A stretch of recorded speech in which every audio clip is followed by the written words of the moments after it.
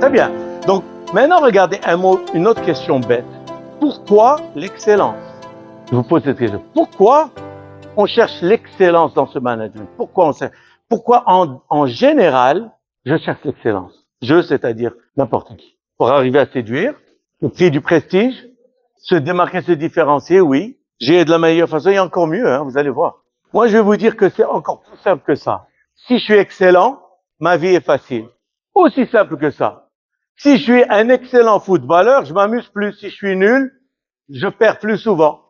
Si je suis un excellent menuisier, ben je vais vendre plus de meubles et je vais gagner plus d'argent. Si je suis un excellent manager, j'ai beaucoup plus de chances de devenir un directeur. Si je suis un excellent directeur qui a beaucoup de talent dans beaucoup de choses, il a plus de chances de devenir un DG. Par exemple, un DG qui est excellent a plus de chances de devenir président et ainsi de suite. Donc pourquoi moi, je vais devenir excellent dans Excel? On me donne Excel ou un logiciel de CRM ou d'un ERP. Pourquoi je devrais devenir excellent dedans? Parce que si je deviens excellent, il devient facile. Imagine, tu ne sais pas gérer Excel. C'est trop de cadrans, trop de boutons, trop de trucs. Ça, mais si tu deviens excellent, tu prends 3 mois de formation Excel, maintenant Excel, il te rend la vie facile. La même chose pour les ERP, la même chose pour la gestion d'équipe. Moi, j'ai celui-là, il a sa caractère, celui-là, il se dispute, celui-là, il s'entend pas, celui-là, il vient en retard. C'est la catastrophe. Je ne sais pas les gérer. Maintenant, j'apprends la gestion d'équipe. Je deviens excellent. Mon équipe, elle roule comme une horloge suisse. Ça fait, pas de problème. Donc, ça veut dire quoi? Maintenant, encore, il y a un autre élément qui me vient à l'esprit, c'est que, en fait, cette équipe, elle ne peut pas devenir excellente toute seule. Parce que vous travaillez pas toute seule. Ça veut dire quoi? Ça veut dire que si l'équipe est excellente, c'est toi qui vas en récolter des fruits. Mais maintenant, imagine qu'elle n'est pas excellente. Qui c'est qui doit corriger le tir? Qu'on va attendre que l'équipe s'améliore? Moi, je donne toujours la métaphore. J'ai une usine qui a 200 ouvriers. D'accord? J'ai 200 ouvriers. Eh ben, ces 200 ouvriers, il y a la pagaille, ils se disputent, le manager rentre en collision avec eux, les RH qui plaignent. Qu'est-ce que je vais dire, moi, en tant que patron? J'espère qu'ils vont s'arranger entre eux. Ya Rabbi Tfalho, Ya Rabbi Tgeddo. C'est moi qui dois trouver la solution. Alors, je partage avec vous une phrase que j'aime beaucoup et qui dit, si le problème c'est moi, la solution, c'est moi. Si le problème c'est les autres, la solution, c'est moi. Voilà. C'est aussi bête que ça. Donc, je veux plus jamais entendre dans ma vie quelqu'un qui se plaint de son équipe ou là parce que qui vient en retard de barrasque. Vient en retard, débrouille-toi. Comme je vous ai dit pour monsieur, les patrons, ils s'en foutent de ses excuses. Il a des problèmes, il doit les gérer, il doit les améliorer. Ça demande justement un mindset. Un mindset, quelqu'un qui est axé solution. Nous, qu'est-ce qu'on est axé? On est axé plainte. Quand on a des problèmes, qu'est-ce qu'on fait? On se plaint. Et ça, c'est une mentalité, Aoutali. À quoi ça sert de se plaindre? À rien. Donc, on est axé vers la perte de temps. Donc, ce qu'on va faire en tant que leader, c'est, j'ai jamais le temps de me plaindre, même pas une fois d'ici jusqu'à ma mort. J'ai pas le temps de me plaindre. À quoi ça sert? Ça sert à rien. Pourquoi je vais entreprendre une action qui ne sert à rien? C'est de la folie.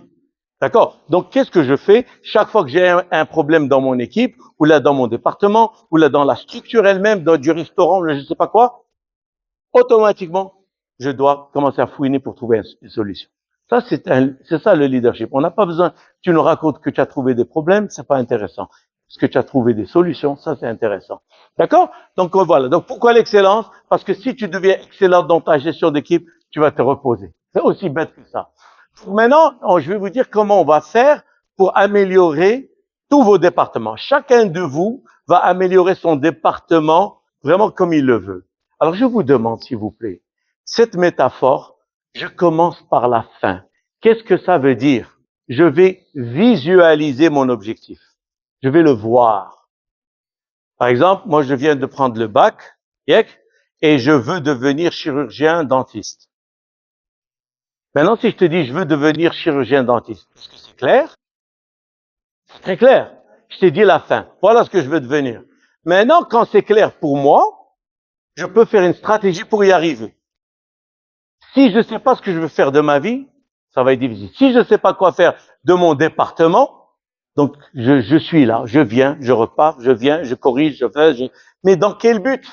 D'accord? Donc, ce que je dis, c'est une expression que j'ai inventée pour moi-même, c'est je dis, tu ne peux pas y arriver si tu ne sais pas ce que c'est que y. Donc, ça veut dire quoi? Tu ne pourras jamais y arriver alors que tu ne sais même pas ce que c'est. Tu l'as pas identifié. Moi, je vais perdre 20 kilos. C'est clair? Maintenant, je peux commencer à travailler dessus. D'accord? Toi, tu veux devenir directrice générale de je ne sais pas quoi. Tu sais ce que c'est. Maintenant, tu peux faire une stratégie pour y arriver. Donc, c'est ça. Donc, commencez par la fin. Maintenant, chacun de vous va se dire, ce département, comment je le verrai idéalement? Tu vas rêver.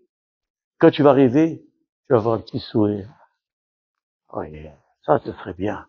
Maintenant, ce sourire-là, il est venu de ton esprit. Ça veut dire que c'est possible. Tu n'as pas rêvé de quelque chose d'impossible. D'accord? Donc, ça veut dire quoi? Ce rêve-là, c'est ça pourquoi tu es payé. Pour nous faire avancer encore plus. Pas pour qu'on te dise quoi faire. Maintenant, toi, dans ton département, tu détermines où c'est que tu vas aller, puis tu vas créer une stratégie pour y arriver. C'est pour ça que j'ai mis ça, regardez.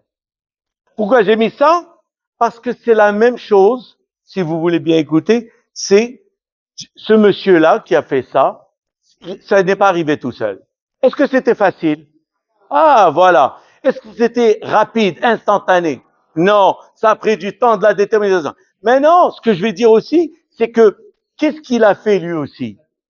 La discipline, voilà. Tout ça, c'est des mots qui vous... Est-ce que vous avez besoin de tous ces mots dans votre travail? Il a commencé par la fin. Il a dit, je voudrais avoir un six-pack. Voilà ce qu'il a commencé. Il a commencé par la fin. D'accord? D'accord, c'est comme celui, monsieur Movenpick, quand il a ouvert cet hôtel, il a commencé par quoi? Est-ce que cet hôtel a été ouvert par hasard? Donc, ils ont commencé par la fin. Ils se sont dit, on veut un hôtel de luxe avec un truc de convention, on va faire... Tu vois, comme il y avait ni papier, ni architecte, ni cuisine, ni RH, ni rien. Mais il a commencé par une finalité. Voilà, une vision. Moi, je sais que j'ai 100 milliards, je peux faire un truc ici, et Dada, sur 20 ans, elle va me faire rentrer ça, et après on va faire. Donc il me faut tant de... Ah oui, je voudrais bien avoir un truc, convention center, blablabla. Bla, bla. Donc il a commencé par la fin. Mais c'est la même chose pour quelqu'un qui a ouvert Mhlabad en ville. Il a commencé par la fin. Il a dit, je veux avoir une Mhlaba. Donc il a commencé par la fin. Après ça, il est allé commencer à faire les pas. Est-ce qu'on est d'accord? Donc, très simple. Si vous n'avez pas la fin dans votre esprit quand vous commencez votre travail aujourd'hui d'amélioration, c'est-à-dire dans ces exercices qu'on va voir, ben ça sert à rien. Tu es juste là. Oui, madame. Moi, je parle de toi. Il y en a, il y a tout dans cette planète. Ce qui m'intéresse, c'est toi.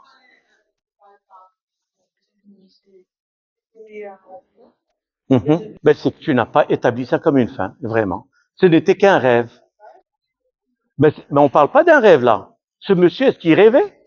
Le monsieur qui a ouvert Mouvin, puis qu'est-ce qu'il rêvait? Toi, tu parles de toi-même. On peut corriger cette histoire de pourquoi je ne fais pas des choses. Là, on va le voir dans un petit moment. Tu sais, on peut faire un truc one-to-one. Je peux te montrer beaucoup de choses dans notre cerveau qui nous bloquent. Aujourd'hui, on n'a pas le temps. J'ai 45 minutes ou 1 heure. Donc, je vais te dire rapidement. Mais il y a beaucoup d'éléments qui nous freinent. Et comme je dis très souvent, notre cerveau est notre ennemi. C'est pour ça que je donne toujours l'exemple. Je dis à des gens, toi, tu vas à Gillies, tu vas à un très beau magasin, il est magnifique, ils vendent des sacs. Tu aimes bien, mais tu rentres pas. Pourquoi tu rentres pas? Tu n'oses pas et tu rentreras jamais. Personne ne t'a dit ne rentre pas. C'est ton cerveau, dans ton subconscient qui t'a dit, va à un magasin, d'accord? C'est ton cerveau qui a fait tous ces calculs et t'a donné des messages négatifs. Et donc, ces choses-là, on les travaille avec un coach ou avec un neuropsychologue ou le Cheikh Hajj. Mais toutes nos limites, c'est là. C'est pas dans la réalité. D'accord? Ceux qui ont inventé une fusée qui va jusqu'à Mars, qui pensaient comme toi, ils n'auraient pas fait. Donc, là, on doit faire comme eux. Donc, je veux dire, qu'est-ce qu'ils ont fait pour vraiment croire qu'ils pouvaient arriver sur Mars, prendre du sable, le renvoyer, l'étudier et voir s'il y avait de la vie là-bas. Tu comprends? Donc, c'est question de... Héna, on n'a pas le temps d'en parler tout de suite, mais je peux te dire que quand toi, tu as voulu accomplir quelque chose dans ta vie, je te garantis, toutes les choses que tu as vraiment voulu, tu y es arrivé. Les choses que tu t'es mises dans la tête, la plupart, tu es déjà arrivé. Parce que tu étais déterminé. Maintenant, on va voir la stratégie. Voilà, regardez.